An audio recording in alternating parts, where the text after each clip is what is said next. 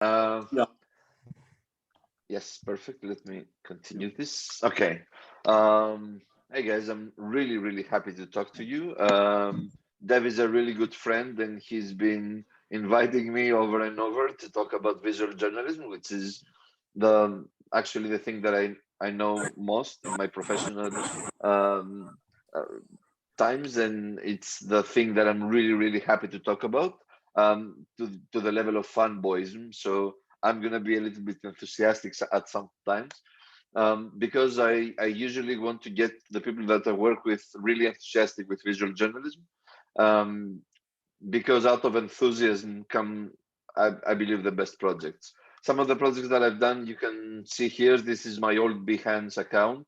I can share the link with Dev if you want to take a look at it after that. Like most of them are from Al Jazeera. I was hired in 2013 from Al Jazeera to start doing interactive infographics, and actually this is the first infographic that I did for Al Jazeera about HIV in the Middle Eastern and North African countries. Obviously, this is not where we focused infographics. We went into a crazy, weird, experimental roster of interactive projects that I was really, really happy to produce. Some of them were really simple, some of them were really complicated. And what I'm going to talk to you mostly about today is what I've learned from this, which I'm carrying it over to the next job that I'm doing. I'm working now for 24 Media, which is a typical news brand in Greece. I mean, they have four brands that are doing news, sports, man and woman related content. Each one is specialized to that. So what I'm doing with them is I've set up a lab. We called it a lab. We didn't know how else to put it because we do have an open agenda about doing visual projects. We just have to check two boxes. We want our projects to be visual, and we want our projects to be explanatory. So if projects are qualified, they come into the lab, and I'm happy to produce them in a way that I'm going to show to you today. What I did for Al Jazeera, you can see it here. If you go to Al Jazeera's first page and go to interactives, you will see the work of AJ Labs. This was my team for 7 years in the past. We did from infographics to interactives, like the projects that I've been showing to you about, sometimes plain, just a simple infographic, sometimes again really complicated, like the story I was talking to Dev earlier, Palestine Remix. Um, but now I'm mostly focusing in doing, as I told you, visual and explanatory storytelling.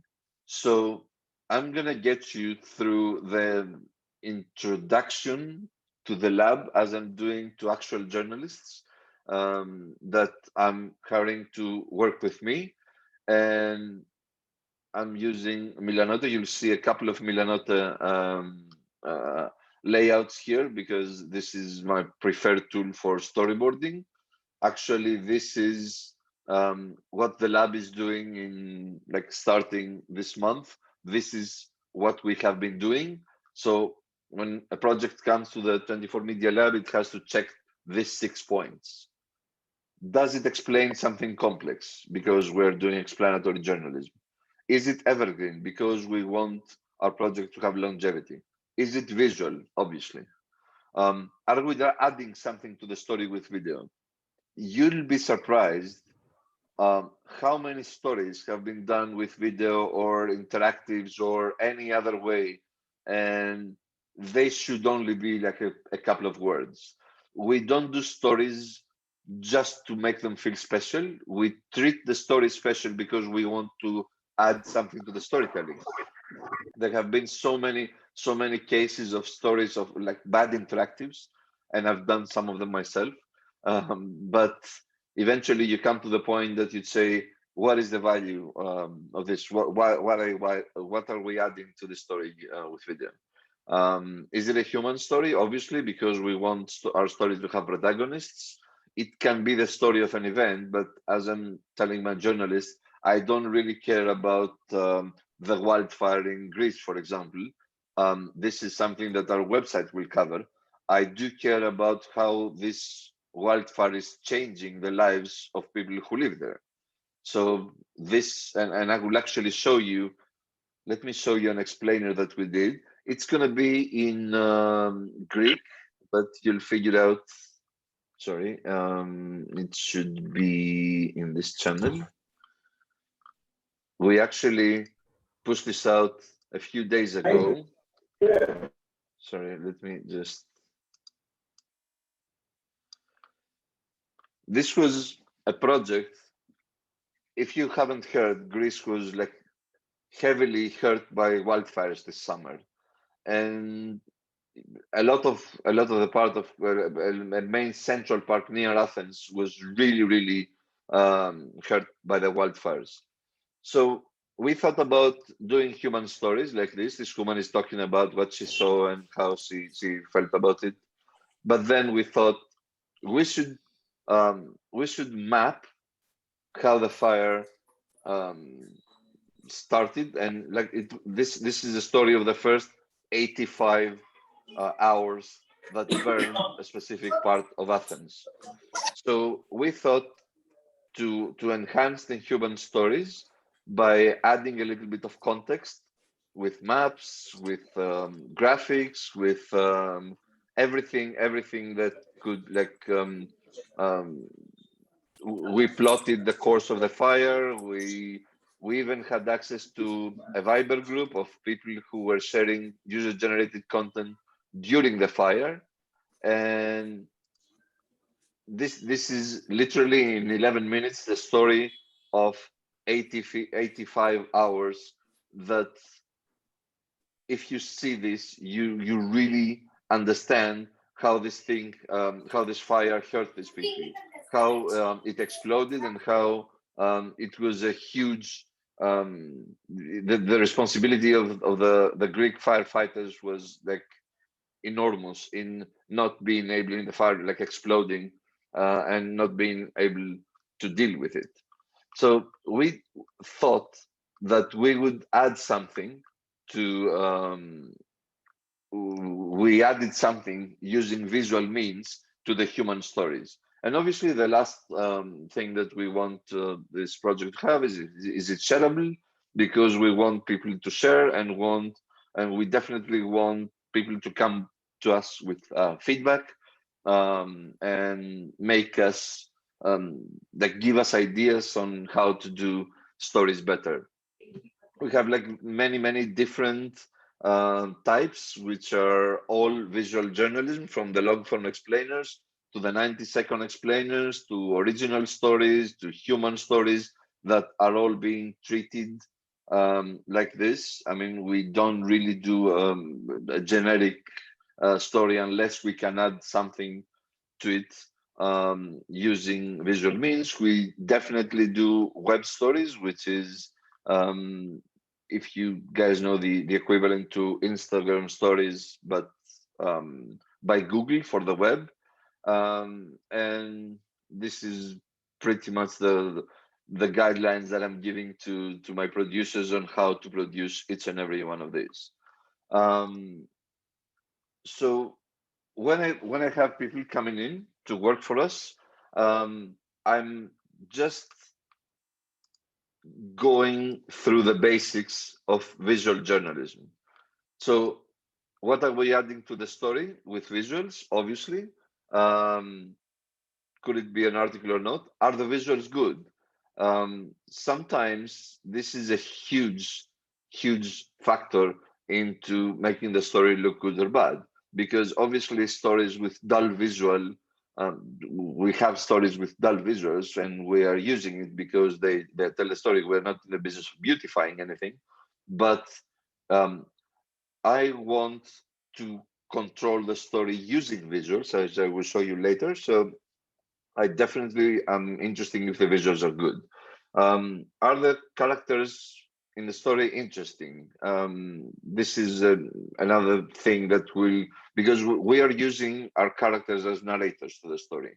The story may be visual, but it is powered by human narrative. So I'm definitely interested in having protagonists that can narrate the story. Really interesting. What is the audience for this story?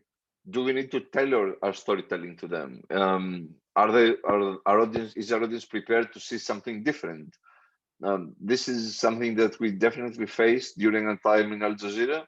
We produced stuff that people couldn't figure out how to use, and obviously back then, in 2013, mobile was just starting to be the main device for where people watched our content. So preparing in a format in like a desktop format to be watched on mobile was definitely not the way for them to enjoy our storytelling. But if you know that your audience is gonna watch it on mobile, I mean, 7 years or 9 years later, this is not a problem anymore. We do mobile only, not even mobile first. We do mobile only storytelling. But this has been a rule that know your audience so that you can design for them for us. Have we done another story like this recently?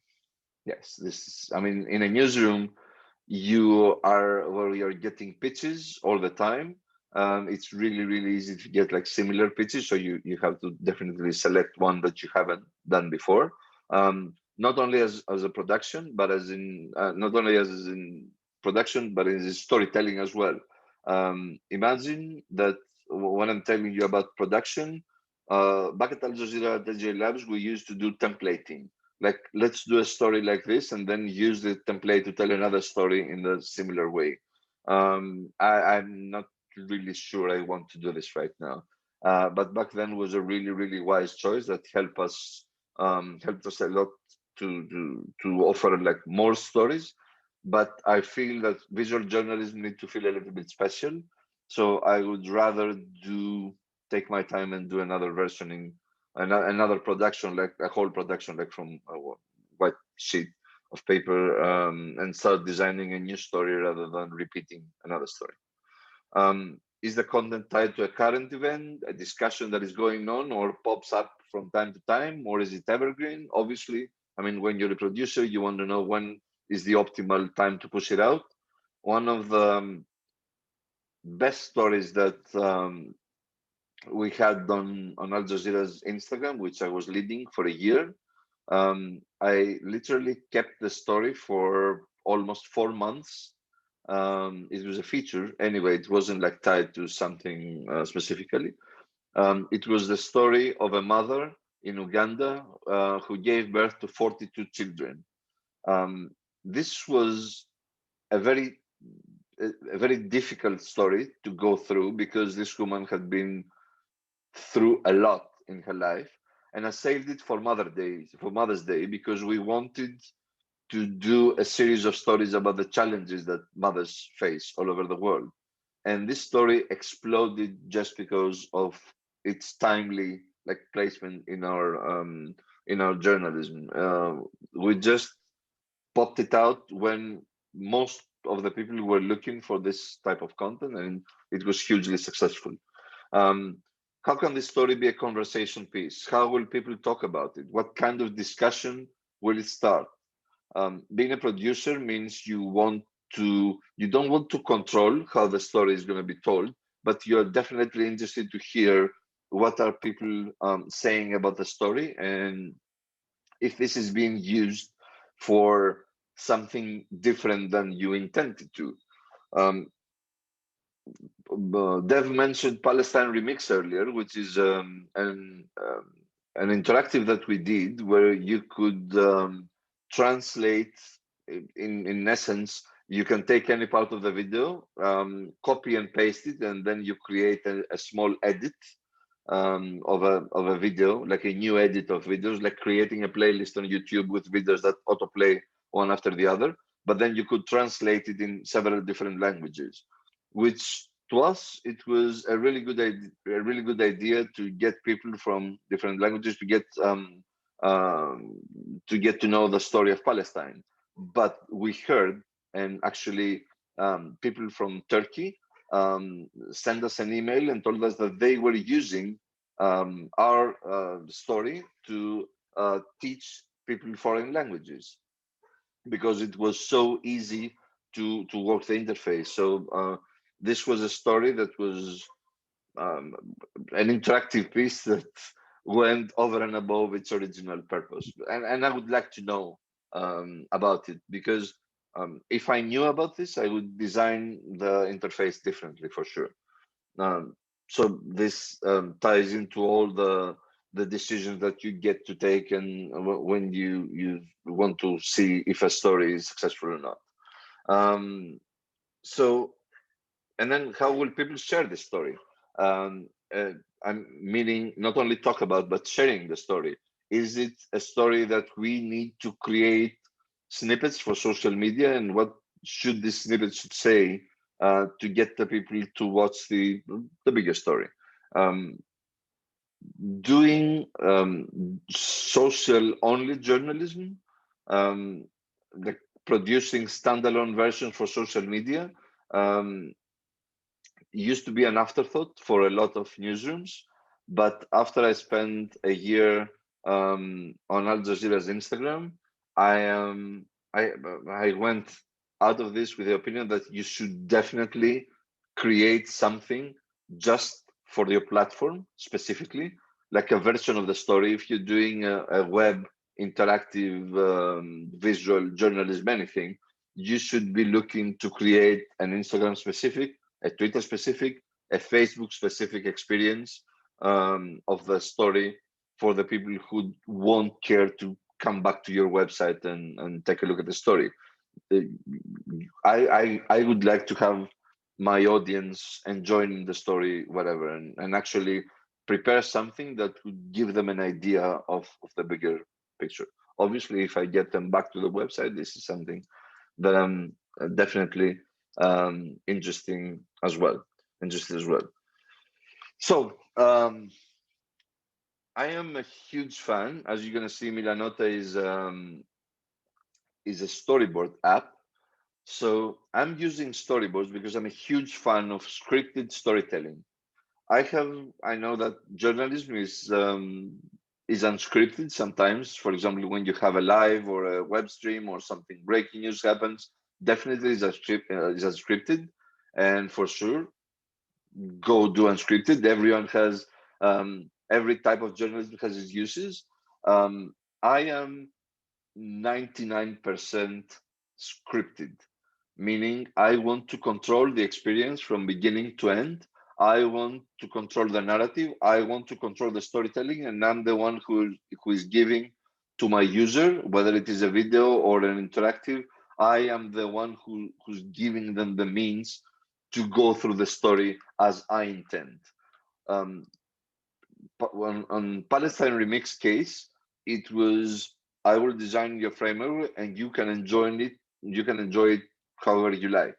But in anything that has to do with video, I am producing it pretty much the same way. It's 9 steps that I am always starting my storyboards based on this. So I'm always starting planning my introduction.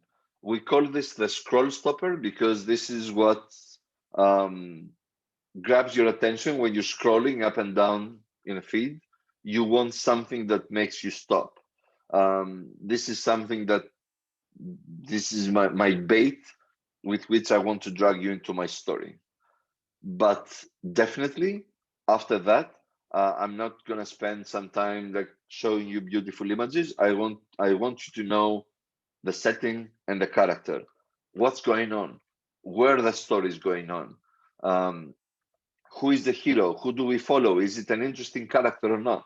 These are the basics, and if you don't set these things right, no one is going to care about your story because they will be confused trying to find out what's going on, where this thing going, who is this guy that I'm watching on screen, or what's happening.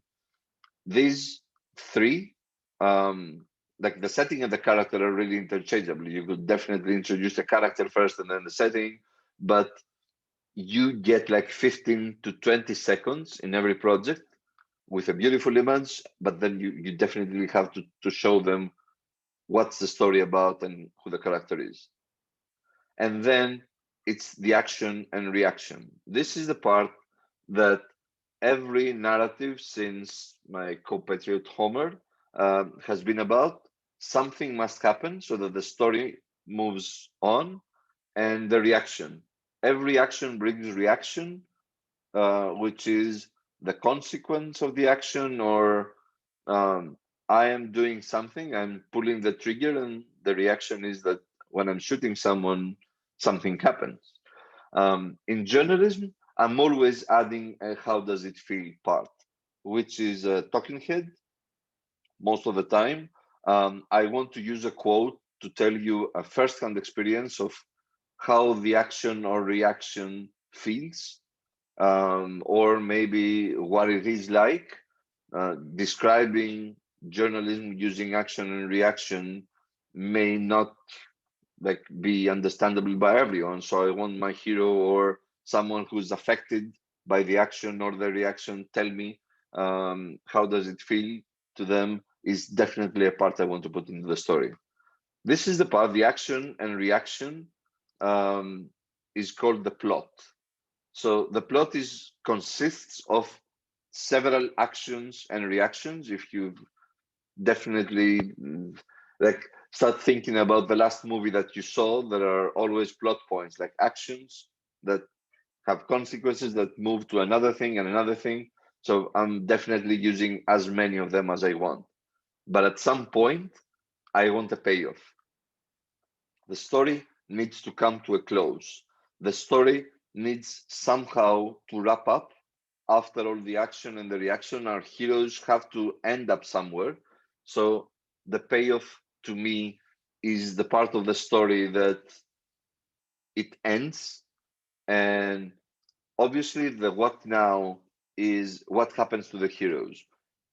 Maybe I've told the story about, I told you earlier about the mother in Uganda that has 42 child, that gave birth 42 times. This is a story about a hook, an intro. I said, and actually I can show you the story because this story is, I hadn't prepared this, but I think that it's best to use this as an example.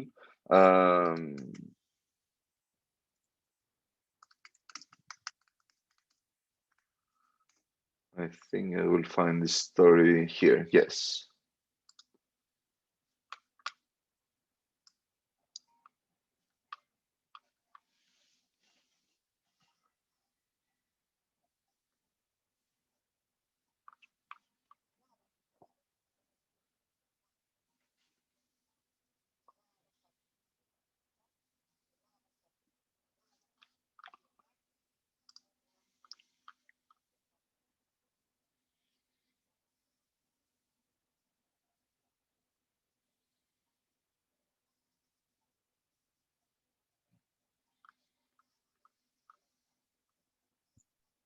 Sir, I think you have to share the audio because it's not audible.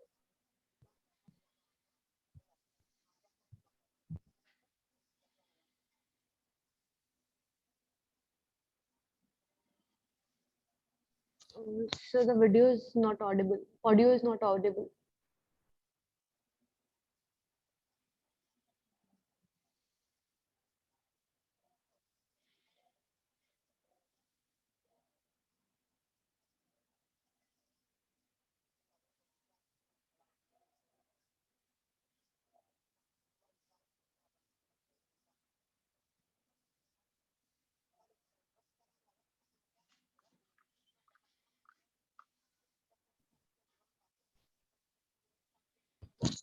So can you hear me? So we cannot hear the audio. Sorry. It doesn't have audio? Yeah, no audio is here. We cannot hear. Oh, sorry. It must be my input to Zoom. I Yeah. hope that you can. I hope that you can see the narrative text anyway. It's the audio Yes. is just music and quotes. Yes. I can share the link with you, Yeah. but Yeah. what I wanted to show you, showing this, you have an Sir, interesting you have to character into a share the setting. audio as well when So you're let sharing me your screen. just share this to you. Let me share you the link so that you can watch it on Zoom. Should have a chat somewhere. Sorry, but I have minimized the interface. Give me a second.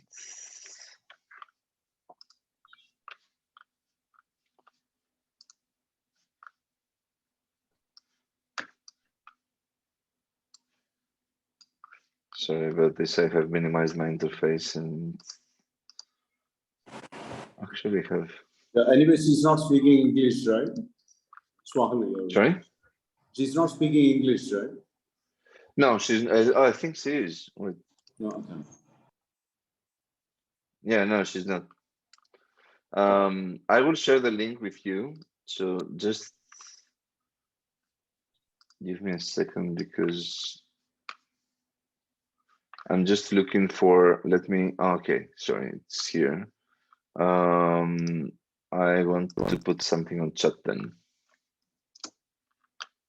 Sorry about that. Thanks.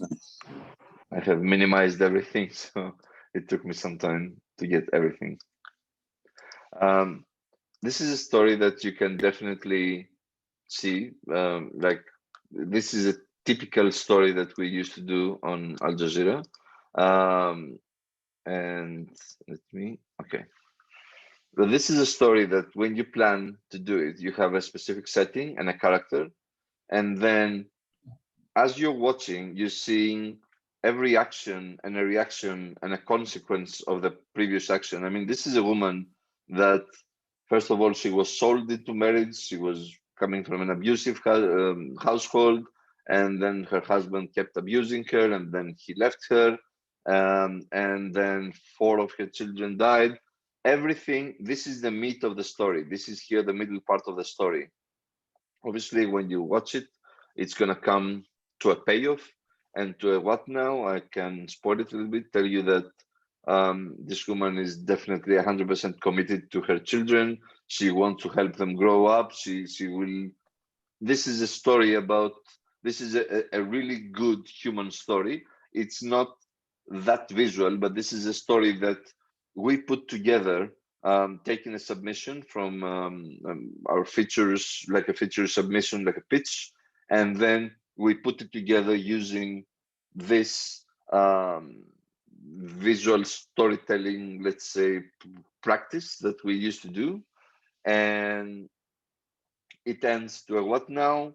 So what happens to the heroes? This is a decision that she wants to keep going. She wants to go on, help her children grow up and become like good, responsible adults and everything, although they are living in poverty and everything. And on the social media, what we added the last one, the engagement. How do you feel about this? I was asking everyone like a direct question, how this story affects you on Mother's Day. Um, this is the even on in a video, which the video is like a passive medium most of the time. This is the most interactive that you get to do with your audience. Like this video starts a discussion. This is a story that I want to get people talking about. What do you think are the challenges for young mothers from abusive households everywhere? What can we do to let this thing do not affect other people? I don't know. I mean, this is the end of the video becomes the beginning of the discussion. This is where we know that our job is being done.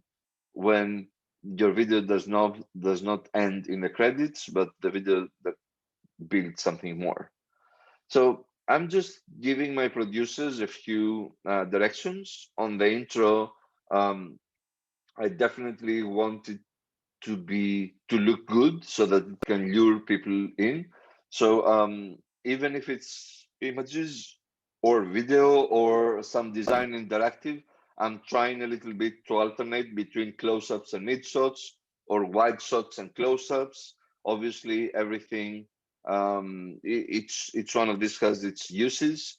If it's something, if I'm telling, for example, a story about something like an item which is significant, I may begin with a close-up to the item, and then like open a little bit my shot so that I can show who is holding this or who is there or what the story is about.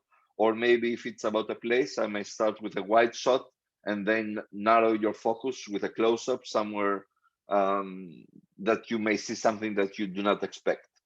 This is journalism, so I may start with a quote like to lure you in, maybe something really interesting to get you into the story.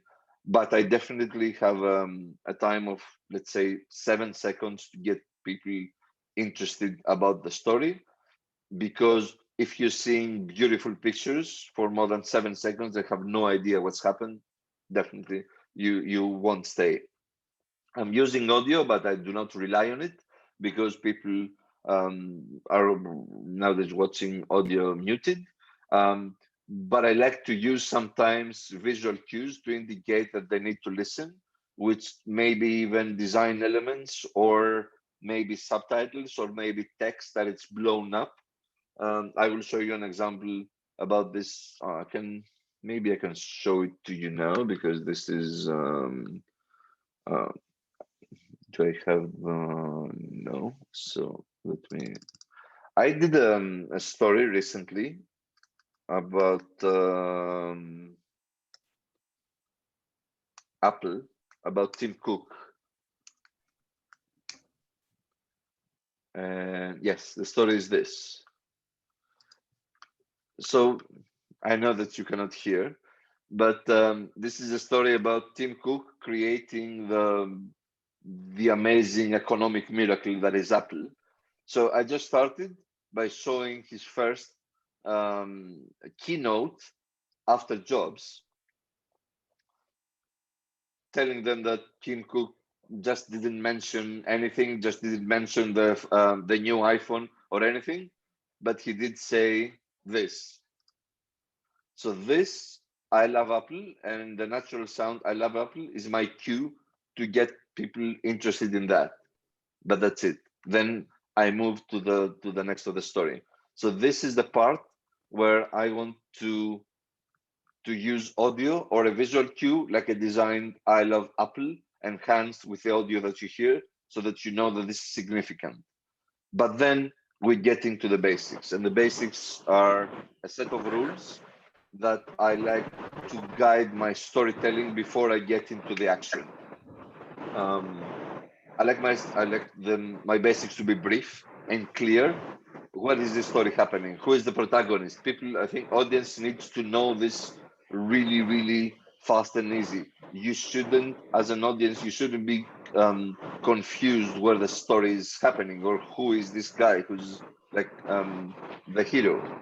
I like to use some basic visual cues, a close-up on a person of interest, maybe a medium landscape shot to show the place, or maybe show the protagonist in a wide shot so that I can place them into the scene, so that you will know that the protagonist, this is the area that the story is going to be about, and he's in the center of attention. I want to communicate the who, where, but definitely the what, because telling you guys that Tim Cook was in a keynote in California when I started the story does not really matter if you don't know the what, which was the first keynote that he was actually doing one day before Steve Jobs died, which is really important. So you definitely need to know the what, and you definitely don't want to have your audience watch people and scenery without knowing what it's about. I'm just putting this here and mentioning because you need to work on this from the start. This needs to be an interesting story. It doesn't happen with a plot point. It doesn't happen with an audio cue. It doesn't happen. Sorry, I don't know if it's from me, but no, it definitely isn't. It's quite silent here. I was telling that this needs to be an interesting story of an interesting person, and this takes work. You definitely do not say that something is interesting and people will believe you. You need to show it to them. You need to start working on them from the beginning, using visuals, using everything. You need to tell people that this is an interesting story by showing them interesting stuff happening. And then there is a point that you're going to have action. Whatever the story is about, and I'm not talking about movies or anything, there is going to be action, there's going to be things happening. You need to make sure that the basics are all covered before you throw your audience into the action. So when we get into the action, I told you that the action and reaction are definitely repeatable, but they are not linear. From the first moment that I started doing interactive storytelling, I was saying that I love interactives because they help me go back and forth into the story. It's not like watching a movie from beginning to end. It's not like reading a book. Interactive just helps you move around or gives you nudge, press a button and something will happen and move the story. The story needs to have layers, and you need to design all of the layers for your audience. If you want them to transform into another place, which is another piece of the action, as I told you, action and reaction, you need to definitely prepare for that and care for that, um, and put it in a timely fashion, and then obviously reveal one plot after the other, because this is what creates rhythm into the story.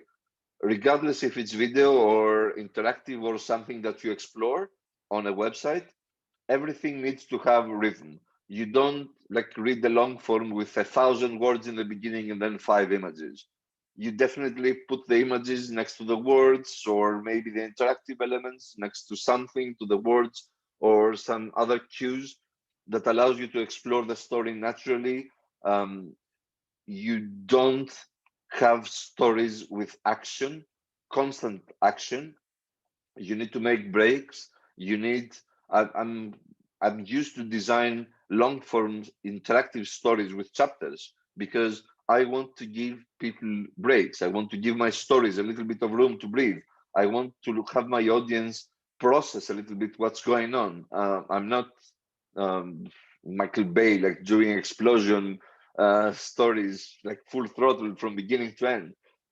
This is controlled storytelling. So I think it's, as creators, we definitely want to control the rhythm. Again, do not leave threads of narrative structure hanging. The worst stories are stories that you hear about someone and then this person is never mentioned again in the story, and then you wonder, so what happened to them? Or an event that something is being mentioned because it's interesting, is put in the story as an interesting thing, but you don't know what's happened to it. As a storyteller, you definitely need to map your stories, hence my storyboard like fixation. I want to have everything storyboarded so that I can know where everything goes, and I do not definitely forget to treat something. On the visual side, use a good variation of shots. I told you the close-ups are the shots that show reactions well. They can make clear how people feel. Um, the mid shots are really good for dialogue. My favorite mid shots, and I'm trying to put in everywhere in the story, are two shots where you can see two people when one is talking to the other. When there is a dialogue, I definitely want to show people, because then you know clearly who is talking to who. And the wide shots are my favorite type of shots, because this is the breath I was telling you about earlier. It's when I'm seeing a story and then I cut to a wide shot, or I'm using a landscape image in one of my interactives, I like to think that I'm getting a little bit of distance from the story. It gives me a little bit of time to process it, to have maybe an overview or something like that. And this is a really, really good visual cue on how to make this, to give it a little bit of rhythm. You may have like close up, like quick cuts of action happening, but then again, you push a little bit out, you show what happened. I mean, if there is an action story or something, or maybe it's images from a war, or maybe it's something that like the story of the fire that I showed you in the beginning. This is a story about a place like being burned, and we are designing the maps to be intentionally really close to the area. But in the last day of in the final of the 85 hours, the camera just pushes back, and then you show the whole like area that's like 85,000 acres burned next to a city like the biggest city of Athens. This is a really big deal, but you don't see the big deal until the time that it's crucial for you to see how much of this damage has affected every one of us by bringing everyone who lives in Athens into the story, and then the map pans out and you can see the whole thing. There is a lot of color in the story, in the details. At sometimes I like to have maybe a close-up or something like a detail. When I was designing interactives or long forms, I used to put a quote that maybe would be lost in the story to come as a pop-up and then leave. This is a little detail that gets you back focused into the story, gets you a little bit maybe excited for what's to come. But there are really small things that you can put here and there so that the story is interesting. I like to do when I'm treating action and quotes, I like to interchange them a little bit. Sometimes I substitute actions with quotes. So obviously, when something happens, it's really good sometimes to hear it from the person who was there and narrating you. So instead of saying something, for example, our house was burned into the ground, I would like to show the person telling to you, then say his house burned to the ground. But other times I want to substitute quotes with actions. Instead of having a quote, I would like to have an iconic shot of something that will definitely magnify what happened. When we are interviewing people, not everyone is like Shakespeare. People are talking plainly, and definitely this is not. I'm not like I'm trying to get understood here. This is not. This is a way, like showing an iconic shot instead of a quote is a really good way to give gravitas to what happened. Where someone could tell you, yes, a bomb dropped here and killed 5 people, this is the way I would describe it.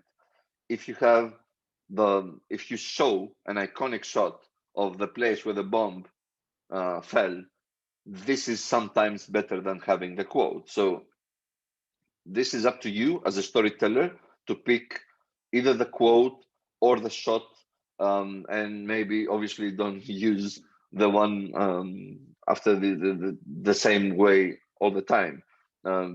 When you are narrating something, keep some surprises. If you're producing a video, do not do the same things all over again. Just save something like this or change something for the audience I'm sure that they will appreciate. And then as you move towards the end, it definitely needs, when you're following towards action and reaction all the time, the stakes needs to be up. You don't close a story without, if the story is not excited, the audience is not going to be there towards the end. So it needs to be, the story needs to start ending at the climax of the action, at the top of the action, and definitely the ending needs to feel worthy of the time spent. Because especially in the era where video time is cheap, like we're watching so much video that we won't care to watch something that is like 15 minutes if we don't want to be compensated for these 15 minutes. the ending needs to feel worthy of the time that you asked for your audience. Narratively, every character and every plot, as I told you, they need to have a resolution. Everything needs to tie together for a really good end. And then you definitely need to be clear that this is how the story ends. Even if the story hasn't ended yet, because this is an ongoing thing that you're describing, at this point of time, where you're interviewing your subject or when you're telling the story, this is where you close the story in a way that your audience knows how the story closes. This is pretty much the basis of whatever I'm doing in visual journalism. And this is not only video, this is not only interactives, this is I'm used to do it in everything. And I haven't found a most a great way to showcase how I want my stories to go on, but I found one. And this is a story that I found on Humans of New York. This is a story that, Humans of New York, this is a really, Brandon Stanton is one of the best storytellers of our times. He just uses portraits and really good narrative to get you hooked. And this story that I have here, and I will actually, I think I can copy this, and I hope it doesn't open on this. Oh no, okay. I will throw it here for you to check later, because this is 11 parts, but we're gonna go through the first one. So this first one is a story that I started reading, and it has all the basics of a story that I shouldn't care about. The story is, it was a normal morning, almost exactly 5 years ago. I was making tea in the kitchen. The woman is talking. Bobby was still in bed. So this is this part, the intro. This is where you get an image of two people having a normal morning at home. And we get this knock on the door. I opened it up slowly and saw the police standing there. At first, I wasn't worried. We had this crazy lady that lived next door. So she assumed that they had the wrong address. So something happens.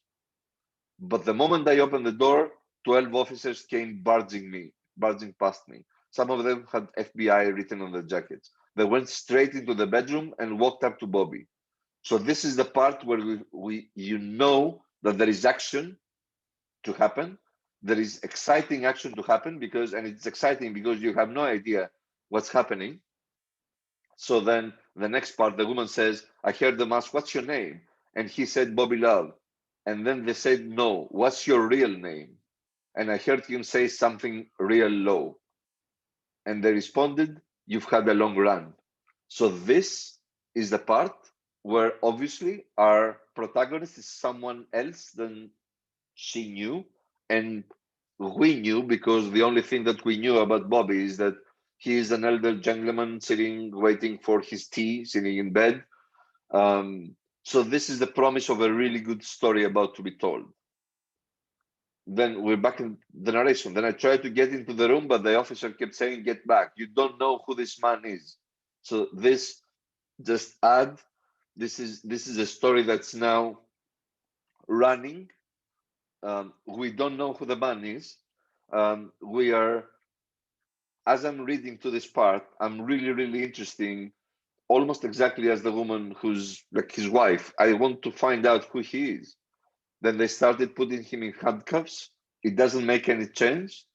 She'd been married to Bobby for 40 years and he didn't even have a criminal record. So at this point, I'm crying and I screamed, Bobby, what's going on? Did you kill somebody?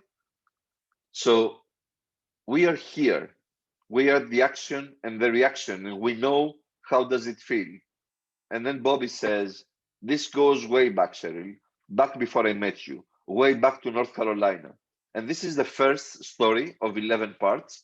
I don't want to tell you what's coming. I definitely want you to read it, because this is written in an amazingly in an amazing way. I mean, I love the story just because nothing in the beginning. It's a very very normal story, and then nothing is as it seems. To me, feels very much like a movie.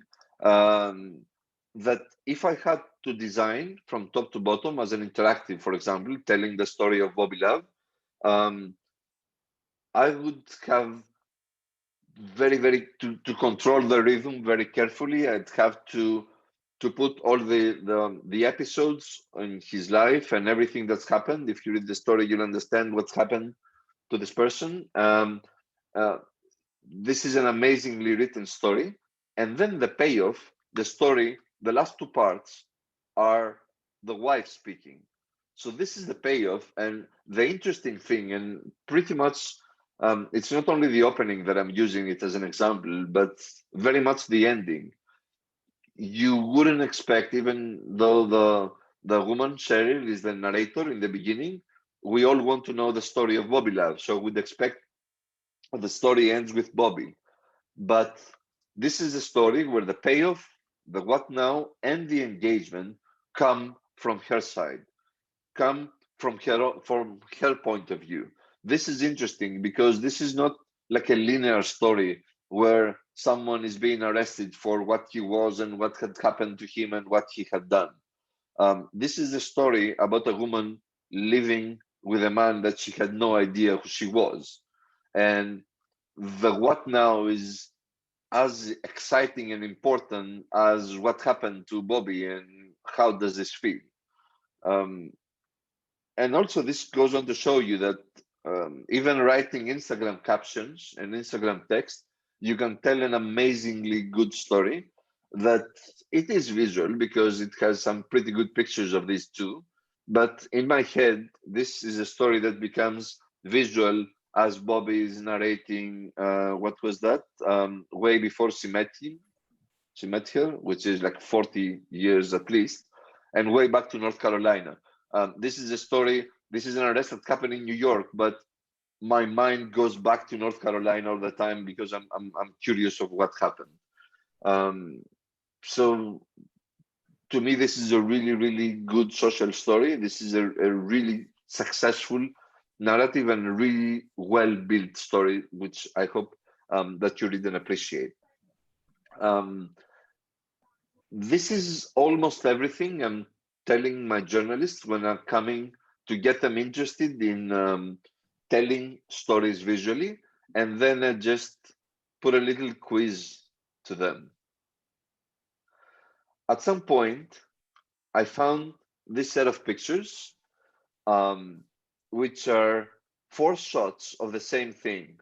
Donald Trump, as president, comes down of his airplane ladder, and at this point, there is a there is like a thunder, and in the background, and a lightning strikes, and as the press pool is pressing like frantically uh, the shutter button to capture an image, we see four different crops. These are four storytellers, one from New York Times, one from Reuters, one from AFP, and the other one I honestly cannot remember. This is, I think, from Associated Press. So these are four shots of the same thing. And then I started thinking, what type of story do these even crops of the same thing or crops of the same event or even different placement? You see, on the second one, the photographer is pretty much lying close to the ground. Here, the New York Times photographer picked a very tight crop. So, I mean, I still haven't figured out which one I prefer because it isn't about which image you prefer. If you asked me to put these pictures on Al Jazeera Instagram, I could probably tell you, but I'd have to change the capture to reflect what it would say. I don't know. Do you guys have any favorite one as you see them? Do you believe one of them tells us rather significant, interesting story more than the others? Guys, you can answer. So I guess all of them have a story, sir. Second one, sir. I would choose. Do you like any of this? Like, do you have are you excited to I don't know, just by looking at these four pictures, does one of them tells you a different story than the other? It's very similar, and this is the idea. Obviously, the black and white is a little bit more sentimental, and the crop is very tight, so it definitely tells a different picture. To me, it tells who is this guy more than what happened there. Like, who is this guy? Why is he in the middle of the frame? There are little things that narratively, I don't know, cropping an image differently. You can see that here. Let me just grab a yellow one. Here you can see the soldier is in the middle of the story, but here you can see a juxtaposition. So what is this? Like military versus politics? I don't know. Here you see the plane being here, and the US president is way small. I don't know. These are different images that you can use visuals to tell different stories, different versions of the same story. I don't know. To me, this, I would say this, the fourth one, is editorially correct because of what happened, because Trump was going down the ladder and then the lightning strike and everything. But I don't know, I could probably find an interesting like caption to write for anything, like a twist to the story. This is just something silly, but to me, it showcases how a visual journalist can think to produce visuals that tell a story. I don't know. It's something just to keep you like puzzled with this. This is all I had for you today.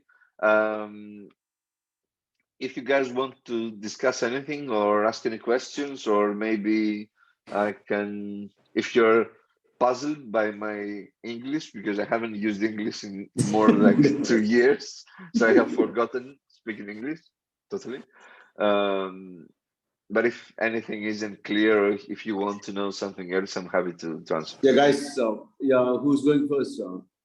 Constantine, can you just get back to the screen so that do you mind then get on the video and ask the questions, please?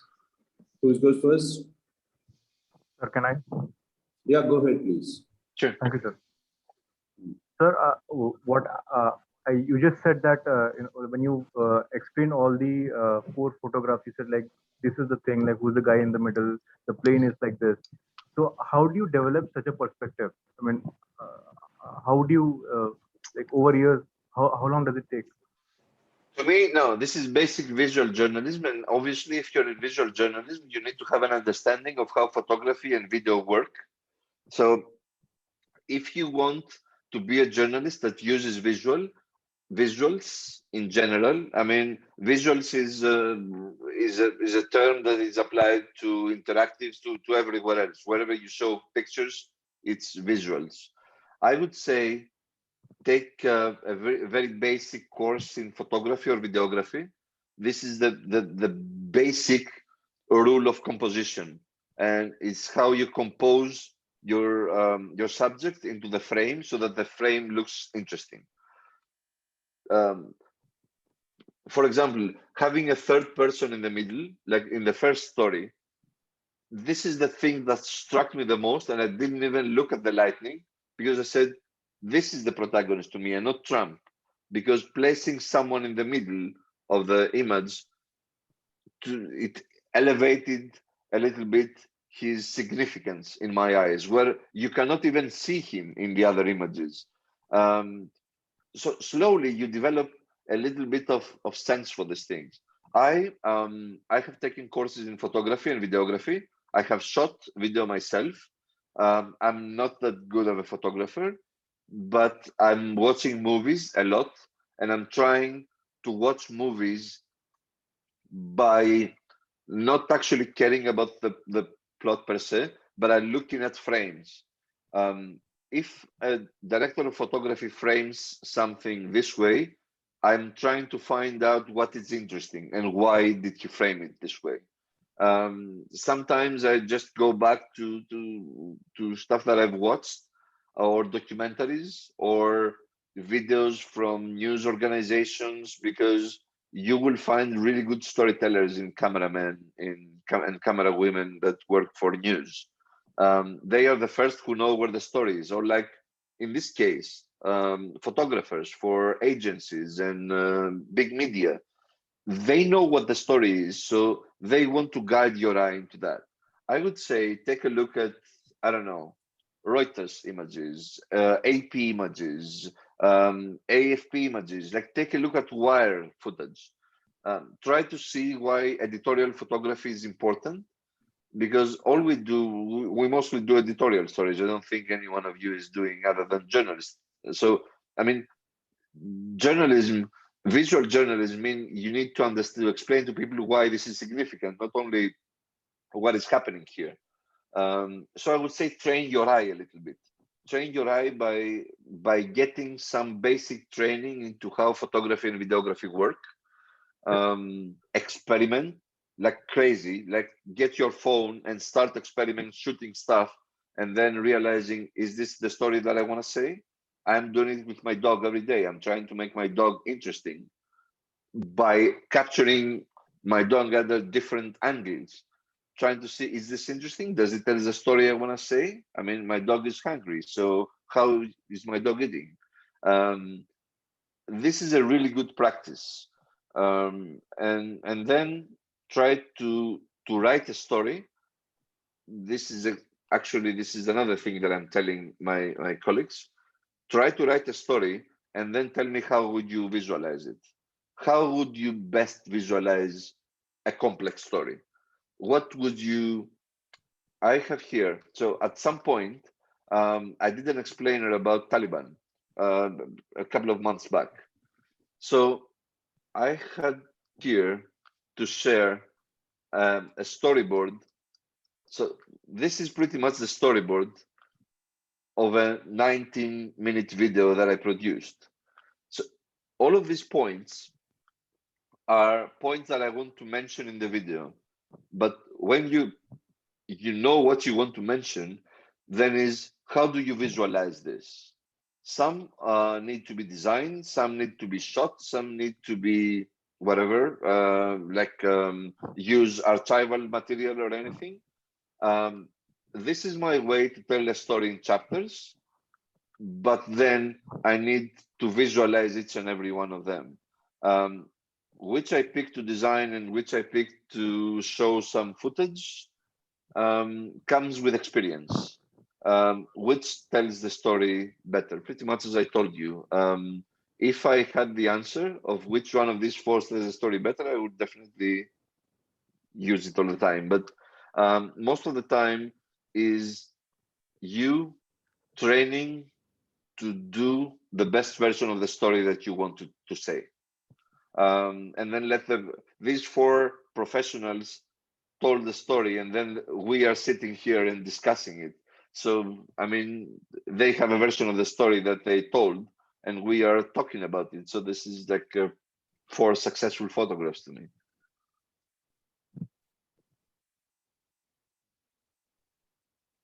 Sir, Just a second, Konstantinos, can you just stop sharing the screen so that you can see the people who are asking the questions? Oh, sure. Please. Sure. Perfect. Can you guys get on the cam, please, all of you, so that looking at blank screen is a creepy thing. If you don't mind. Yeah, go ahead, please.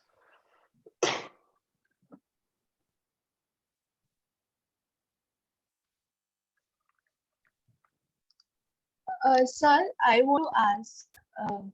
So I wanted to ask about the time frame of videos. So you have been saying like the videos are 19 minutes, 11 minutes long, and like as long like we see that the time audience's concentrations time is reducing. So how do you deal with that? And like, do we make shorter videos a norm, or like, because the 19-minute video which you're saying, like other people might not go till the end. So Yeah. Um, I'm happy that you're mentioning it because I was telling yesterday that the 19-minute video that I made, I admit that it was long, but it had to cover a long story. To me, it was important to say who are the Taliban to an audience that has no idea who the Taliban is. I mean, pretty much, if you live in a country that is far away from Afghanistan, I mean, Greece and Europe does not understand the Taliban like people in Asia and the Middle East understand the Taliban. So to me, this was a Taliban 101. This is an introductory course to Taliban. Having said that, though, I know that this was longer than I should, and there were three things that I would take out of the story because there were three, let's say it was four subplots. The one subplot is who are the Taliban, which is like the past, what happened to the past and how they ruled, they were ousted, and then they come back to the rule. But there are deeper stories in there that, to me, would warranty smaller videos into that. For example, no one in Greece knows how an organization like the Taliban is being funded.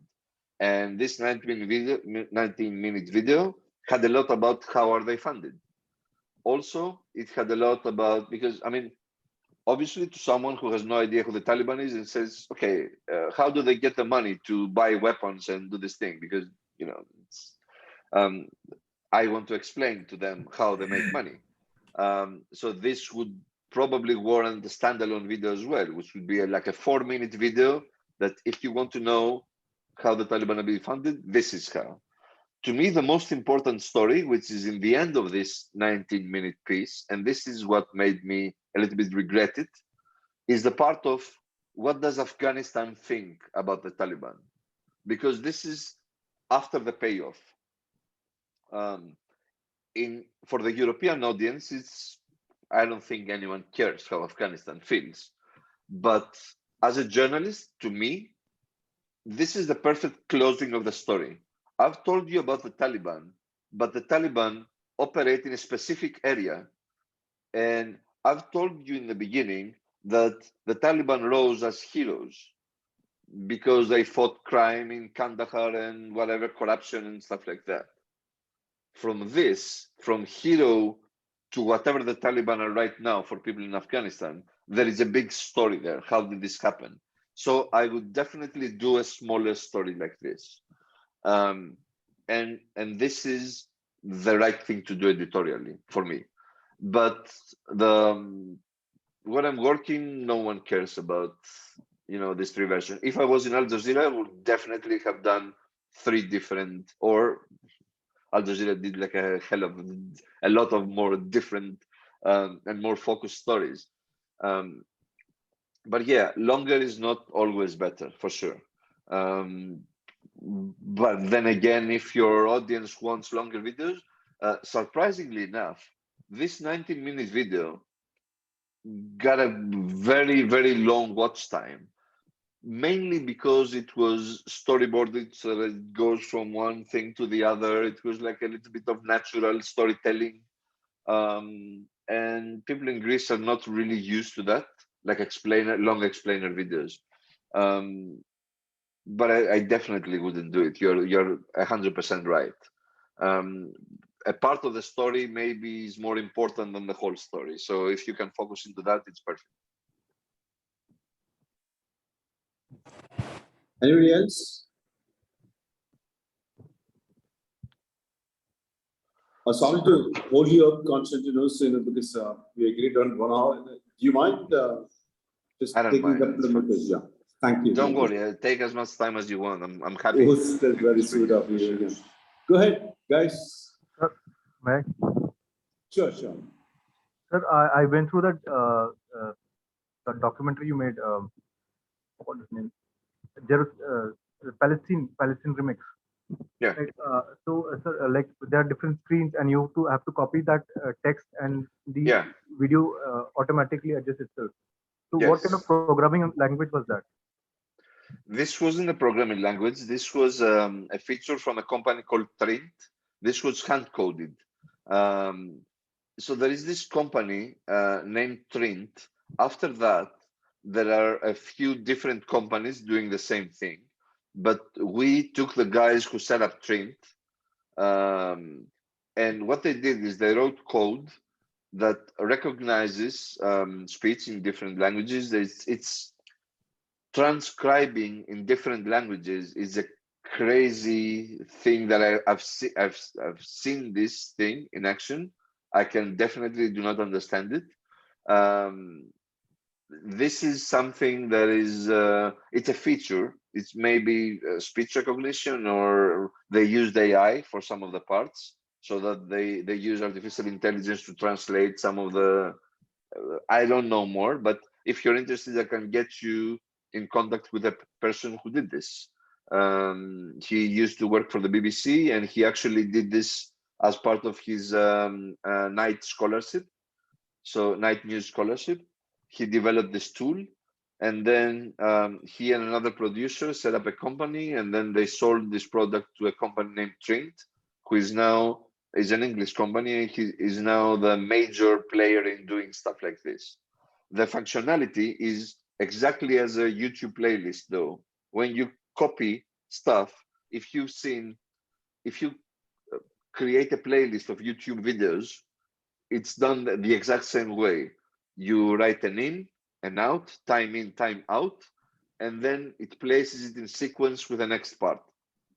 But the tricky thing here was different languages. I cannot tell you how much time it took this team to go over Arabic grammar, because some of them were Arabic to begin with. We took 27, if I remember correctly, documentaries, 1 hour long, from creators that had sold them to Al Jazeera. We transcribed everything, so we made everything available. This is like a work that took a team of we were 5 heads, and I think pretty much 25 people. It took 3 months and a budget of around $200,000, if I remember correctly. This is an expensive thing to do. It's not something that you can easily do with tools available or hand coded. But I think it's becoming, this was like 2015. Right now, I think I haven't done any project like this lately, but AI, especially to recognize when a sentence begins and ends, is way better for doing these things. We did it the hard way back then because there wasn't any AI to learn from or anything else. But this is a very weird project, very big project. Sorry. Anybody else? All right. In that case, Konstantinos, we have a. Can you just would you mind sharing your the storyboard with me, and I can share with him?